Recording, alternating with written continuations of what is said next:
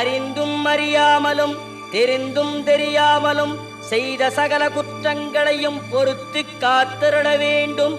ஓம் ஸ்ரீ சத்தியமாய பொன்னு 18ஆம் படி மேல் வாழும் வில்லாளி வீரன் வீரமணி கண்டன் காசிராமேஸ்வரம் பாண்டி மலையாளம் அடக்கியாடும் ஓம் ஸ்ரீ ஹரிகரசுதன் ஆனந்த சித்தனையனையப்ப சுவாமியே.